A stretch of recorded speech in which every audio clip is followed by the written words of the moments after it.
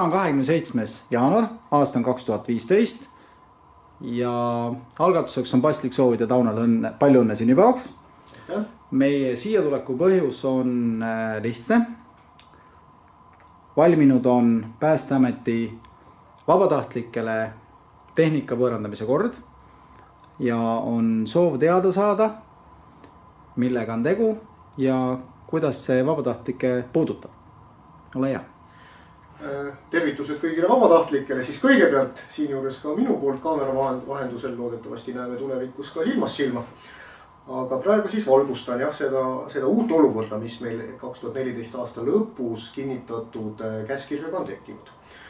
Ehk siis alustan sellest, et ega vara on ka ju varem võõrandatud. Ehk siis, et me ei ole loonud iseenesest midagi uut ja Päästeameti vara on ka varem ja ka tulevikus võõrandatakse vabatahtlikele. Aga millised on erinevused? Et kui meil varem oli siis vara võõrandamise põhimõtteks oli see, et see toimus keskuste tasandil. Ehk siis Lääne päästekeskus võõrandas oma järgi jäävat vara siis Lääne regiooni vabatahtlikele, Põhja vastavalt Põhjale ja nii edasi. Siis see olukord meie jaoks, Päästeameti jaoks ei olnud enam lõpuni rahuldav. Et kui me räägime sellest, et kui me võõrandame voolikut, kui me võõrandame kindapaari või kui me võõrandame selliseid, ütleme, väiksemaid päästetööks kasutatavaid vahendeid, siis siin ei ole mingit probleemi selles, et see jaotus käib regioonipõhiselt. Me vaatleme praegu natukene olukorda ette, et nii nagu enne, aga üha suuremas mahus oleme me vabatahtlikele võõrandamas ka juba suhteliselt kalleid vahendeid, milleks näiteks on päästeautod. Ja sellel põhjusel oli vajalik olukord, et me selle vara võõrandamise pildi toome üleriikilikuks. Ehk siis kui varem Lääne päästekeskuse päästeauto liikus Lääne regiooni vabatahtlikele, siis nüüd on see vaade üleriiklik. Ehk siis, et Lääne regioonis vabaneb päästeauto võib vabalt, kui sellele autole on kõige suurem vajadus mõne lõuna või ida regiooni vabatahtlike juures, võib vabalt liikuda ka sinna. Ehk siis siit põhjus, miks me käskirjaga reguleerisime selle vara võõrandamise üleriiklikuks ja lõime üleriikliku vaatega komisjoni, kes seda tegema hakkab. Küsin vahepeal, me räägime selle korra valguses vallasvarast, mitte kinnisvarast. Me praegu räägime Päästeameti kasutuses olevast vallasvarast just nimelt. Ja ma ütlen ühe asja veel, miks see väga oluline oli, et me selle korra moodustasime sellise komisjoni või selle korraga moodustasime komisjoni, millega asju otsustada on see, et teadupärast meie vabatahtlike hulgas on väga palju kutselisi päästjaid. Ja ka mitmete ühingute esimeheks on meie enda asutuses töötavad inimesed. Ja siis oli meil mitmeid olukordi, kus peadirektor allkirjastas enda alluva töötajaga vara üleandmis vastuvõtmislepingu.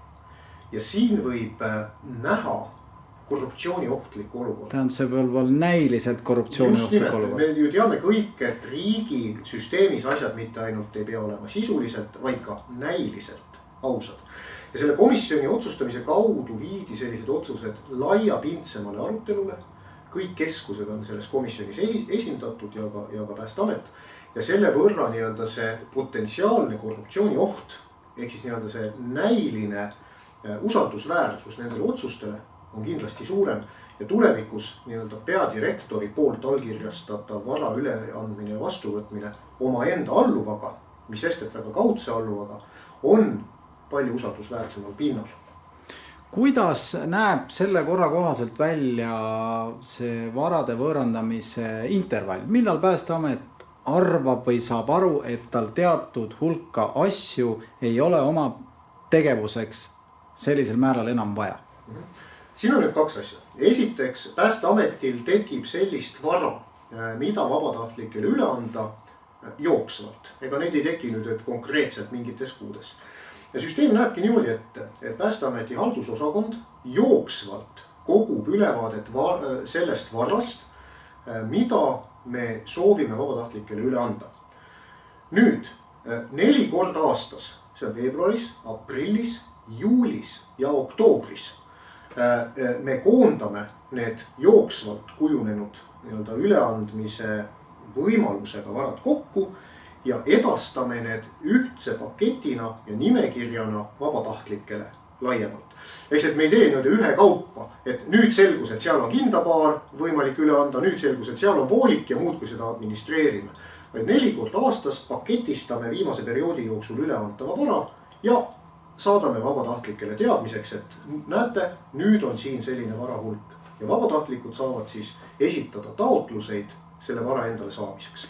Teavituskanaliteks kasutame me vabatahtlike koordinaatoreid.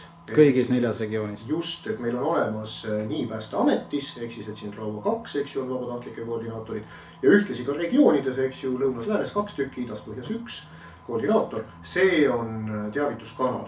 See läheb küll nii-öelda üldisesse e-maili listi see teavitus, aga kindlasti suheldakse vabatahtlikega ka otse. Ja lisaks, mis on siin hästi oluline veel koordinaatorite rollis, on see, et selle taotluse vormistamine ei ole tihti vabatahtlikule väga lihtne. Sest kui te seda korda loete, see on kättesaadav, siis seal tuleb esitada selle vara kohta suhteliselt spetsiifilisi andmeid. Nii et kindlasti Päästeamet abistab vabatahtlikke, kellel on huvi seda vara taotleda, ka taotlemise vormistamisel. Aga initsiatiiv siiski peab olema vabatahtliku enda poolne. Päästeameti vara võõrandamise mõistes partneriks on tõepoolest päästeala vabatahtlikud üle terve Eesti, aga kas Päästeamet võõrandab kogu oma vara? Või on seal vahe sees, et näiteks kontorimööbel või sõiduautod, mis on saanud oma loomuliku kasutuse lõppu riigi mõistes, aga võib-olla kuskil on veel kasutatavad, kas seal on mingid erinevused? No, siin on selles mõttes see erinevus, et kui me räägime kontorimööblist ja üldse hoonete juurde kuuluvast, siis teadupärast Päästeamet ei ole enam kinnisvara haldaja. Eks, et selle vara omanikuks on Riigi Kinnisvara Aktsiaselts, nii nagu näiteks infotehnoloogia vahendid, olgu selleks telefonid või arvutid, nende vara omajaks on SMIT. Eks ju. Et Päästeamet tegelikult ei oma seda tüüpi varasid, mis välistab ka selle, et Päästeamet võiks neid varasid vabatahtlikele üle anda. Küll aga teoreetiliselt, kui meil on midagi vana üle jäänud, ma praegu ei oska kõiki vara hulka nimetada, mis meil kõikides keskustes ja maakondades alles on, siis teoreetiliselt võiks ju tekkida olukord, kus me võõrandame ka näiteks laudu ja toole. Et ma ei välista seda ja see käskiri ka ei välista seda. Päästeameti süsteemi sees on üsna värskelt käima pandud õnneks pärast pikki aastaid selline institutsioon nagu Tuletõrje Muuseum. Kuhu selles võõrandamise ahelas asetub Tuletõrje Muuseum? Tuletõrje Muuseum selles ahelas asetub täpselt võrdsele positsioonile teiste vabatahtlikega. Ehk siis, et ka temal on õigus, ma igaks juhuks täpsustan, kas jutt käib praegu Päästeameti juures Tuletõrje Muuseumist, mitte Järva-Jaanist. Mitte mis tahes palatist või propaganda kabinetist, ma räägin ehedast, õigest Eesti Tuletõrje Muuseumist. Selge, et siis ma sain natukene valesti aru, et kui me räägime nüüd Päästeametist, siis jah, Tuletõrje Muuseum on Päästeameti osa ja Tuletõrje Muuseum ei ole selles mõttes taotleja. Ehk siis, et kui mingit vara vajab Tuletõrje Muuseum, siis ta täna on piltlikult öeldes, kuna ta ise ongi Päästeamet, siis ta on mõnevõrra ees, sest Päästeametilt vara taodelda ei saa. Nii et tal on eelisseisund, kuna ta on lihtsalt Päästeameti osa, aga kui ma jällegi ütlen niimoodi, et kas tal on eelisseisund mitte formaalses, vaid sisulises tähenduses, siis sisulises tähenduses me ikkagi hindame iga vara eraldi ja mõtleme hoolikalt järele, et kas selle vara museaalne väärtus või see vara praktiline väärtus vabatahtlike käes loomaks turvalisust. Eks ju, et kus see vara kõige rohkem teenib. Et selles mõttes mina küll ei paigutaks Tuletõrje Muuseumit kuidagi ettepoole. Ta paikneb ettepoole ainult selles tähenduses, et kui midagi Tuletõrje Muuseum vajab, siis me ei pea läbima temaga seda bürokraatlikku mehhanismi, et taotlemine ja muu selline, sest ta ongi juba Päästeameti osa. Kui vabatahtlik päästeüksus tahab tutvuda selle korra endaga, siis tõenäoliselt peaks ta taaskord pöörduma oma koordinaatori poole. Kindlasti koordinaator on kõige lihtsam viis, eks ju, et nende dokumentide leidmine Päästeameti kodulehelt on ka võimalik, aga võib-olla tõesti koordinaatorite kaudu vabatahtlikel on seda lihtsam teha. Ühtlasi kutsun tegelikult kõiki koordinaatoreid üles mitte ainult ootama, millal vabatahtlikud mingi dokumendi küsivad, vaid kutsun kõiki koordinaatoreid üles neid dokumente ka juba ette jagama vabatahtlikele, sõltumata sellest, kas nad on seda küsinud või mitte. Mainisid ennist, et 4 korda aastas koguneb komisjon ja täna on jaanuari lõpp, seega üsna pea koguneb mingisugune regulaarne komisjon. Ja. Teadmata küll tänasest kontekstist, mis on võõrandatav vara nimekirjas, sellegi poolest, millised on lähimad tähtajad ja millised oleks lähimad tegevused vabatahtlikele üksustele Eestis? Lähimad tähtajad tänasest arvates on see, et see käskiri näeb ette, eks ju, et veebruarikuus haldusosakond koondab viimase, see on siis 3 või 4 kuu jooksul, eks ju, kuna eelmine oli oktoobris koondatav, et koondab kõik võõrandatava vara ja komisjon peab otsuse vormistama 30 päeva jooksul. Nii et sisuliselt selle komisjoni kogunemise aeg tõenäoliselt täna ei ole veel paika pandud, aga tõenäoliselt jääb kuskile märtsikuusse. Ehk siis, et järgmist võõrandamise komisjoni ja selle otsuseid on oodata märtsis 2015. Aga sellele peab eelnema juba taotlemine. Ega kogunev komisjon ju ei kinnita nimekirja, vaid juba arutab taotlusi. Igal juhul. Ehk siis, et veebruaris selguvad varad. Need varad saadetakse koordinaatorite kaudu kõigile vabatahtlikele, koostatakse taotlused ja märtsis koguneb komisjon selleks, et otsustada siis, et kelle taotlused on kõige põhjendatumad, et seda vara on turvalisuse loomiseks vaja. Suured tänud. Kas ma võin veel lisada? Absoluutselt. Ehk siis, et see käskiri tegelikult ei reguleeri üksnes varade võõrandamist. See käskiri reguleerib ka remondirahade andmist. Mis tähendab? Vallasvara või kinnisvara? Remondiraha tähenduses päästeautod. Päästeautod, Ehk kui kellegil on mootor katki, pump katki, vaja osta uusi autopumme, siis selle rahade otsustamine selleks, et kellegi kumme parandada, teha remonti mujal, et need otsused käivad samuti läbi selle komisjoni.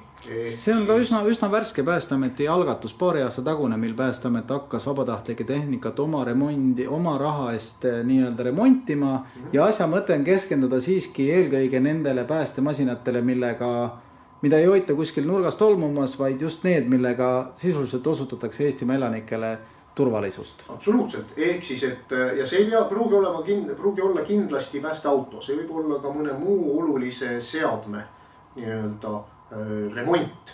Aga rahasaaja peab kindlasti olema Päästeameti päästeteenust lepinguliselt osutav partner. Täpselt, see on väga oluline märkus, ehk siis, et see puudutab nii remondirahade andmist ja see puudutab ka vara võõrandamist. Ehk siis, et vara võõrandame ja remondirahasi anname üksnes meie lepingulistele partneritele.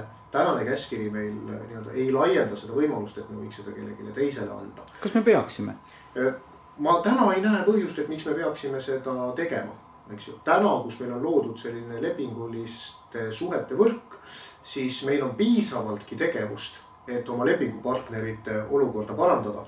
Et seda vähest raha veel kuskile mujale jagada meil täna ei ole. Ja remondirahade taotlemisel veel üks nüanss, et me võime ka remondirahade taotlemist otsustada osaliselt. Ehk siis, et kui keegi on taotlenud näiteks oma auto remondiks 5000 eurot, aga me näeme, et meil ei ole võimalik seda anda, aga me võime otsustada ka näiteks 2000 euro andmise. Kas remondirahade taotlemisel kehtib sama põhimõte, et 4 korda aastas võetakse laekunud taotlused ette? Jah, me otsustame seda läbi selle sama komisjoni. Kuigi sellele komisjonile on jäetud käskirja järgi õigus ka koguneda väljaspool neid 4 korda aastas. Eks ju, mina olen komisjoni esimees, mul on õigus kokku kutsuda. Miks see küsimus on oluline, on see, et kui mõnel vabatahtlikul läheb auto katki, siis just nimelt, ütleme siis nii, et perioodi alguses siis võib juhtuda, et kui me tähelt nüüd seda komisjoni tööprotseduuristiku järgime, siis juhtub see, et see otsus raha andmise kohta jõuab vabatahtlikuni võib-olla alles 3 kuu pärast. Ja samal ajal võib-olla väga tuleohtlik periood, eks ju. Samal ajal ise Päästeamet on näpuga, et ai, sa mees ei ole arvest maas. Ehk siis, et igal juhul soovime olla paindlikud ja kutsun üles vabatahtlikke, et kui on juhtunud selliseid asju, mis on kiireloomulised, sellised asjad, mis ei ole kiireloomulised, ehk siis selline ütleme, Etteplaneeritav. päästeautot, jah, etteplaneeriv remont ja sellised asjad, siis need me otsustame rutiinses korras. Aga kiireloomulistest asjadest kindlasti saab jällegi läbi koordinaatori teada anda ja siis me üritame ka kiireloomulisema lahenduse leida. Kas ka aastaks 2015 söandad, suudad sa välja öelda mingeid rahalisi numbreid või piirmäära, millega Päästeamet on arvestanud, et lepingupartnerite remonditoetusi välja jagatakse? Täna ei julge seda veel öelda. Lihtsalt põhjusel, et meil on küll vabatahtlik nii-öelda kogu raha nii-öelda hulk, mida me vabatahtlikele suuname, eks ju 1,3 miljonit. Aga kõigepealt nii-öelda peame nägema nii-öelda seda rahavoogu nendele lepingutele ja siis meil tekib see täpne arusaam, et kui palju seda remondiraha tekib. Kõige täpsem arusaam tekib meile alles aasta lõpus. Aga see ei tähenda, et me juba praegu ei hakka remondiraha hüvitama. Aga praegu me konkreetset summat, et täpselt nii palju anname remondile, ma ei nimetaks veel ära, sest äkki see võetakse kuskilt lubadusena, ma lihtsalt ei saa seda praegu veel anda. Suurimad tänud! Aitäh. Ja järgmise korrani. Kohtume.